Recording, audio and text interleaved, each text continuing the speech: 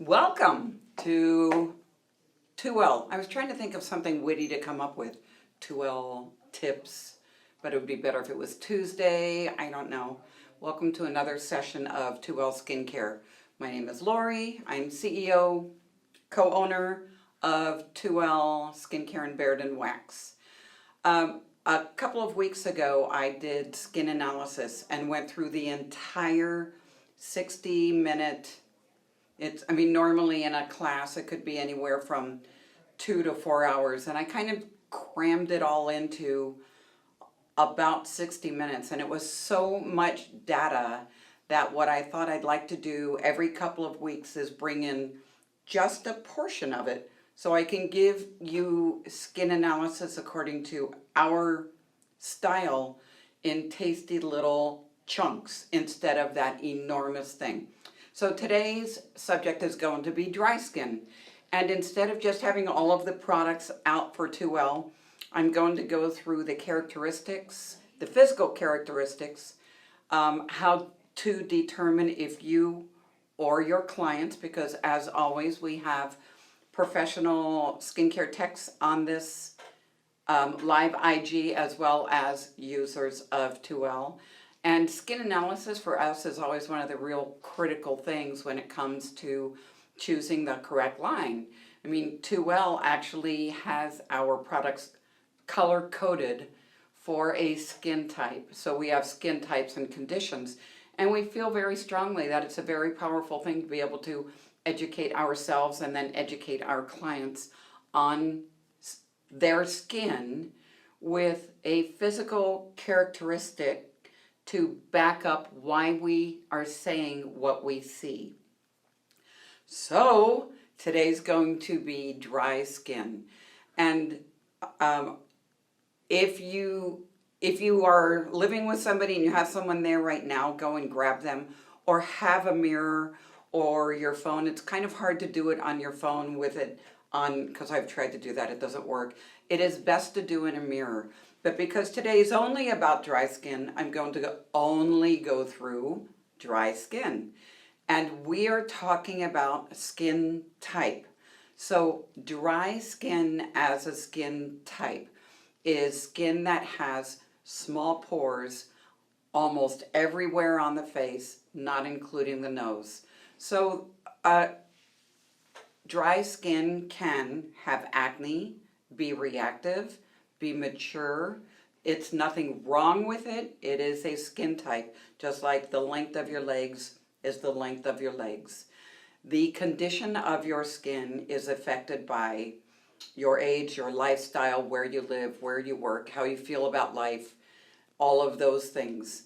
But your skin type is something that we are born with, and we clean for our skin type. So going back to dry skin as a skin type, the first characteristic of it is small pores or a very smooth texture.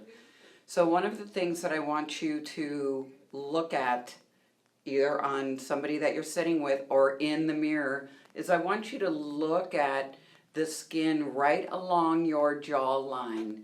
Nobody has large pores right here. So if we take this on you as to what the texture of your skin looks like without large pores, that is where we take that section and compare everything else to it. So looking in the mirror, what I want you to do is look at the skin right here alongside your jaw, and then look at the skin right next to your nose. Now I said this earlier, but I'm going to repeat it. We do not include the nose in this, how much of our face has large pores or doesn't, because our nose sticks out. It's the windbreaker, the UV, it's actually part of our protection, and so it gets hit by more UV and more wind and anything than the rest of our face. So it's very, very common for our nose to have larger pores than the rest of our face. So we cross that out mentally. We exclude that from our measurements of how much of our face has large pores than does not. So we have looked at the skin texture right along the jaw. And now we are going to look right next to the nose. There's a couple of other spots that you can also look at. It's here and here, because we have been, of course I've been in the business, and you know, my number count is always, I'm 100 years old, I've been in the business 100. You know, this is how you look good at 100 years old. You use my skincare. Anyway, a thumbprint of large pores is all we want to be within that category of dry skin. I am not talking dehydrated. I'm not talking what happens during the day. I'm not talking T-zone oily, nada. I'm talking skin type according to the Tuel perspective and standard. So you look at the skin right here, and now I want you to look in the mirror and see if you have a different texture with the skin right here versus this. So take a minute and check it out. Does this texture look just like this? Then your skin type is dry.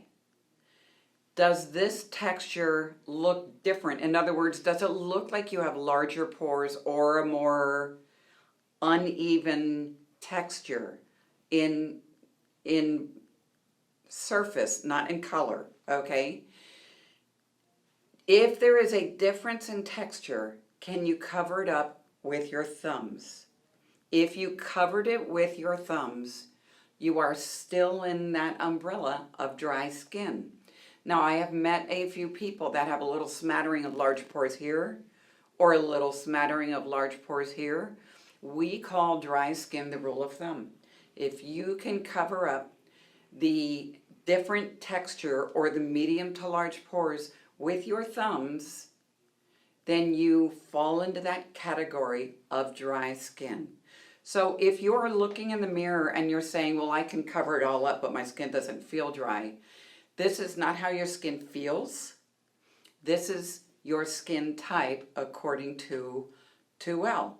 So dry skin as a skin type doesn't generate or produce sebaceous oil. It can under stress, it can under conditions, you can certainly sweat. So those things are aside from dry skin as a skin type. So just to kind of repeat, and if you have questions about that, please come in and ask me. This is a great time to ask me questions. So you take the skin texture on your jawline, you compare it to the skin texture right next to your nose, or here or here. And if you can cover up the difference in texture with your thumbs, the rule of thumb is your skin type is dry. If you put your thumbs up here and that texture goes further than your thumbs, you are not dry. Again, this doesn't mean you don't feel dry, look dry, are dry in the water content. When we say dry skin in Tuel, we mean skin that doesn't produce sebaceous oil. That is dry skin. Under dry skin comes thin, medium, thick, and reactive. So dry skin is a type, and then all of the other things end up characteristics or conditions. So do I have any questions? Everybody understands it all? What if there are multiple areas of the face that have thumbprint size with different textured skin? So let's just say there's a thumbprint here, a thumbprint here, a thumbprint here. When we look at dry skin, versus combo versus oily, what we are looking for is that, say, 80 to 90% of the face has this texture. So it could be smattering, smattering, smattering. If it's just little bits, then you're still in that category of dry skin. What is the difference between dry skin and dehydrated skin? Well, dehydrated is skin lacking in water. Dry skin is skin that doesn't produce sebaceous oil. And absolutely every skin type can be dehydrated, can have acne, can be reactive. So it's kind of a fun thing for us professionals that when we sit down and we say the skin type is and dry or combo or oily, and the conditions are, and then where we work, live, or play, it makes this complete picture of how to professionally take care of our skin. Those of you that are not salon owners, estheticians, or cosmetologists doing facials, in other words, you are a user of Tuel, go on and find a salon, and you can find a salon any frickin' where in today's, I mean, we can ship anything anywhere. Find a salon, give them a call, or go online and see if they'll do a skin consultation. Our trusty Zoom or face-to-face, do a skincare consultation. Our professionals are trained. They can actually do a face-to-face, screen-to-screen consultation with you, do an analysis of what you're currently using, figure out what your skincare goals, and hook you up with products that set you on the route to achieving those skincare goals. I have small pores, but I have major texture along the chin. Am I still dry? Major texture along the chin. So whoever asked that, is it a surface bumpiness? When you stretch it, does it look like there's congestion in there?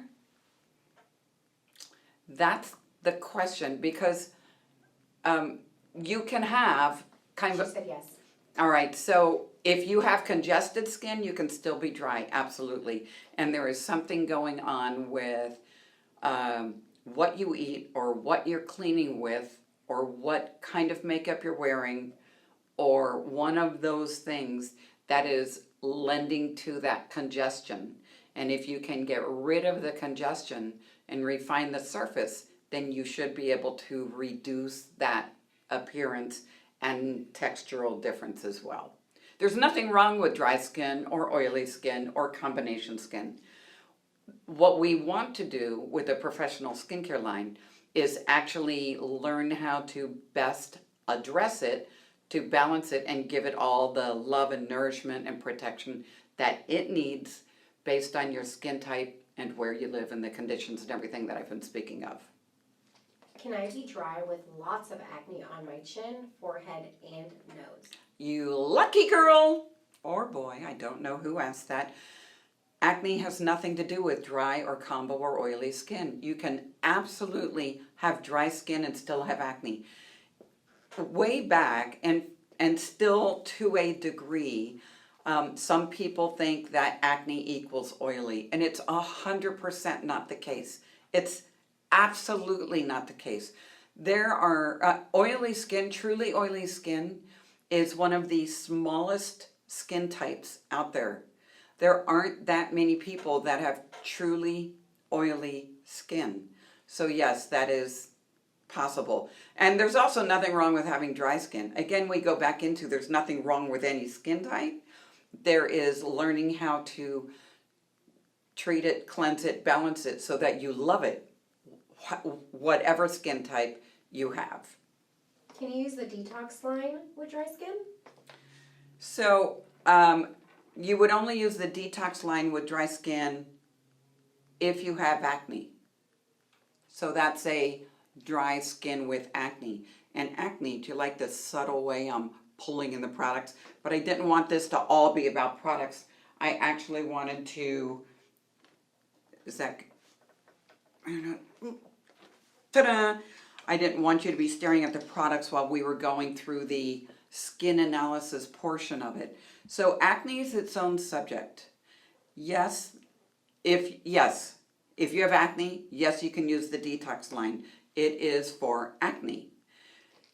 For today's little session, we are talking about dry skin, not acne, not any other skin type. So I have a whole bunch of things out here. I have milk cleanser, and I also have two different sizes just to keep everyone confused. This is the professional size. The milk cleanser, say goodbye to dry, is your morning cleanse. It's a milky cleanser. It's very mild. It is basically to wake up and use in the morning. Professionally, we have a different method, of course. We're going to remove the eye and lip makeup with a cleansing oil. We're going to pre-cleanse with our cleansing milk, dry the skin, and then move into our deep pore cleansing. So keep in mind that everything within the moisture line, that's the name of this line, it has a yellow label, is geared toward stimulating sebaceous oil activity and balancing dry skin. Deep pore cleansing, again we have, I'm actually going to show you a couple things just because they're so adorable it's hard to take. Professional size, step 1 and step 2. This is our deep pore cleansing. So professionally, we pre-clean with the milk, dry the skin, massage quite extensively with the cleansing oil because our cleansing oils bond and marry with the debris. They bond with dead skin. And then step 2 is our herbal toner or our sugar complex that actually makes the cleansing oil water soluble and hydrates the skin at the same time because it's a plant sugar. So anytime you've got sugars, they're a humectant. So we've got our retail size, and then just because they're unbelievably adorable, we have our minis. I mean, come on, girls. We do like small things every now and then. Small and adorable. Sometimes size does matter, just not in the way we always think. Anyway, that's our mini. Okay. Cleanse, basic cleanse or morning cleanse, deep pore or evening. This is also your makeup remover, okay? So you use this at night right over your makeup. You don't pre-cleanse, remove the makeup, you cleanse and remove makeup all at the same time with our deep pore cleansing. Next we have essential oil blends. So our essential oils, we have 2 sizes, ½ ounce, which is also 15% strength, and 1 ounce professional, which is 25% strength. Our essential oils are usually 4 or 5 in a carrier, 4 or 5 different essential oils in a carrier. 15 to 25% is shockingly potent. Most essential oils on the market, most essential oil blends are 3 to 5%. So for there to be 15% for the retail is unusual. And so when you have something that is that potent in an essential oil, you pretty much always want to put it on your skin, a couple of drops in your hand, rub your hands together and spread it, and make sure your skin is a little bit moist when you're doing it so it helps disperse it. You also do not want this to get in your eyes. That's why you put it in your hands, rub your hands together and go over. And women go neck and chest. I mean men as well. I know I'm speaking to mostly women and we don't really care about, the necks on men. Okay, I'm just saying. Percentage of what? Oh, percentage of pure oil to carrier. Thanks for asking that. So 25% pure oil in a 75% carrier. Okay, next we have our Moisture Plus mask. Again, we have retail and professional sizes. And last week I did all about masks, so go back and find it.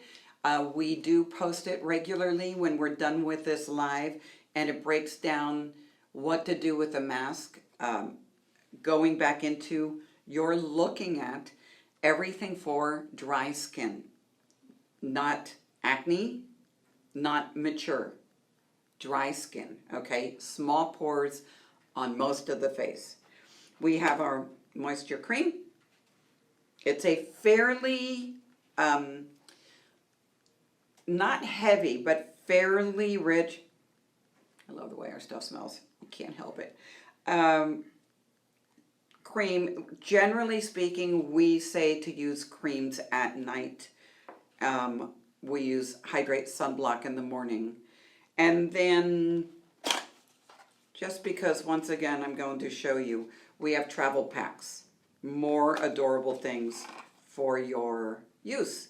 Okay, so the travel pack has your morning cleanse, your say goodbye to dry, your evening deep pore cleanse, and a hydrate. These are all twist off, indestructible, and refillable. I mean indestructible, you could frickin' run over it in your car just about. These do not break, which makes them perfect for traveling. That's what they're for. So a couple of things that I want to go through for dry skin. Perfect for dry skin. Earlier in this, I talked about your skin can get oily during the day, it can sweat, it can go through all of those things. So if your skin gets oily during the day, yet has all the physical characteristics that we've gone through in this session, small pores, thumbprint, all of that stuff, yet you get oily during the day, generally speaking, well, always, not generally, it will be because what you're using on it, or your job, or your life. So if you get oily during the day, then when, like, say for example, you work at a restaurant, a lot of people that work at restaurants, whether they're servers, doesn't matter where in the restaurant they work, it is one of those environments that has a tendency to have people get oily. Or you live in a super hot, so you sweat easy, or a very humid climate. Dry skin, you're going to use in the morning Absorb, which is an oil absorbing hydration serum, and our oil-free Daily Protect. So when we're looking at cleansing for the skin type and then treating it for the condition here might be where you live, work, or play. And if you get oily during the day where you live, work, or play, then you're going to do your daytime leave-on products, Absorb and oil-free sun care. If you don't, if you have dry skin and you live in a moderate climate and your environment is not super humid or so hot that you sweat, then you're going to do your morning cleanse, any of your serums, and then you're going to use Hydrate and regular Daily Protect. So this is still a lightweight oil, but we have in our Daily Protects oil-free and regular, as we call it, regular if you're in the East Coast. So when we're talking about treating the condition again, where you live, work, or play, but your skin type is dry. So you want to make sure as you're moving into what works best on your skin, you take those things into account. For me and my skin, I am more in the combo, even though I'm 100 years old, and certainly when you reach, 87 or so, your skin stops producing sebaceous oil. But I also run super hot. I know I'm hot. I always end up with the hottest office. It drives my coworkers crazy because then I freeze them all out. In the meantime, for me, I would only actually use Hydrate and a cream and sun care if I am in somewhere in the winter and it's 20 degrees or 0 degrees and snowy and super cold and dry. So you really do learn as you're learning how to clean for the skin type and treat for the condition, how to actually make the products work so you love how your skin feels all day long. There is no right or wrong way for how you love your skin to feel. Some people really like a heavy, dewy feeling, and some do not. So your goal is to figure out what your skin type is, cleanse it for the skin type, and treat it for the condition where you live, work, or play. Those types of things. And that is dry skin. Are there any final questions here? My skin flakes off and becomes red underneath. do I use dry or sensitive? So, there's a couple different ways to answer this. Are you using the cleansing duo yet? If you are not using the cleansing duo and your skin does not react to products, so turning red is one thing, but burn, rash, itch, breakout, that's a completely other thing. If your skin only turns red but doesn't feel any discomfort and doesn't have anything lasting, then you need to use the cleansing duos, because step one of the cleansing duo is going to actually get rid of that flakiness. She is using the cleansing duo. You're using the cleansing duo. So I'm going to say use the moisture line. Now when it comes to reactive skin, those are the things that I ask. When you react to products, does it itch, burn, rash, break out? Does it get hot when it turns red, or does it just turn red and then that goes away? And that's how you determine whether you're going to use the reactive line or dry. Do I use the essential oil by itself, or can it be used in combination with serums and moisture creams? We layer everything. So if I was to, my evening routine is cleanse. Let's see, where am I?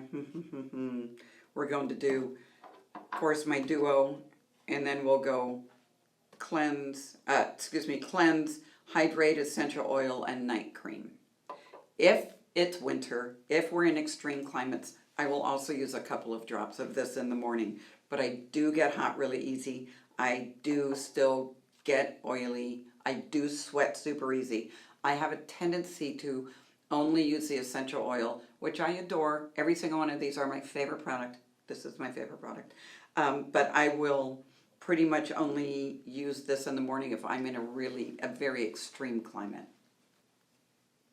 What can overusing acids like glycolic do that's bad?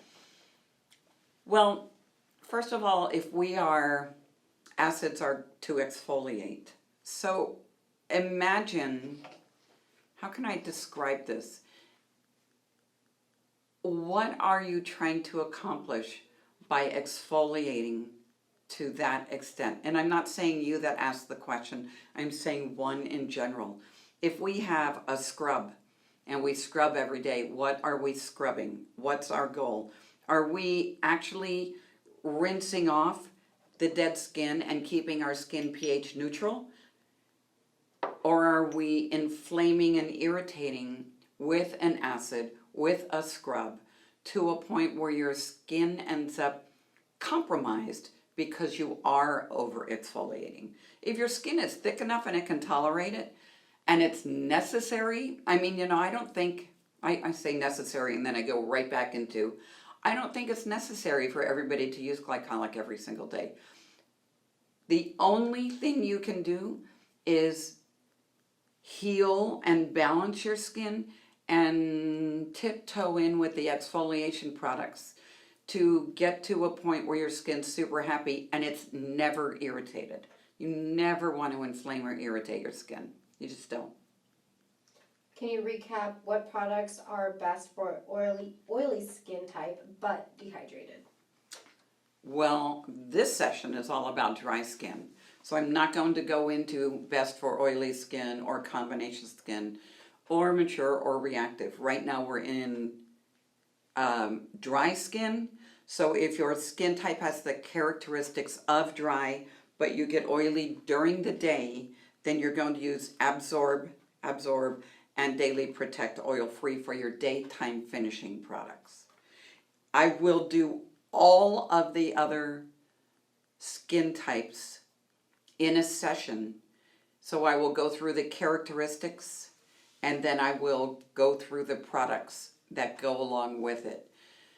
One last little thing that I want to tell you is dehydration is visible by putting your finger here and pushing. And up above your finger, if you are dehydrated, you will get surface textural change. So don't do this. Look in that mirror and just push. and see, does that texture change? If you do this on a baby or on a teenager or on somebody that lives in Florida where there's all this humidity, you don't often have that kind of dehydration. Certainly, the first time I remember going to Arizona, when we still, way back, when we still had makeup, and I remember doing makeup on somebody in Arizona, and I could not believe the amount of dehydration.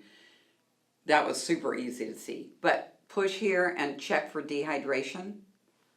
You're going to address dehydration with products you use and water you drink. Does your sun protection leave like a grayish tint on darker skin tones? It does not. It absolutely does not. And it's such an interesting question because we get the question all the time, why don't you come out with a tinted sun care? And I say, well, tinted for whom?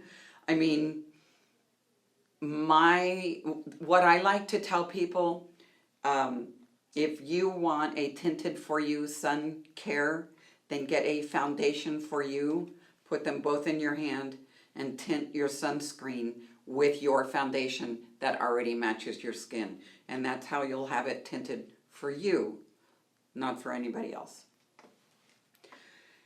Okay, kind of a short and sweet session, but I like that we're doing this. I think doing the skin analysis in one fell swoop was just so much data, and this lets me get more deeply into each skin type at a time. So I hope you learned it and enjoyed it, and I will see you next Monday, 1 o'clock California time.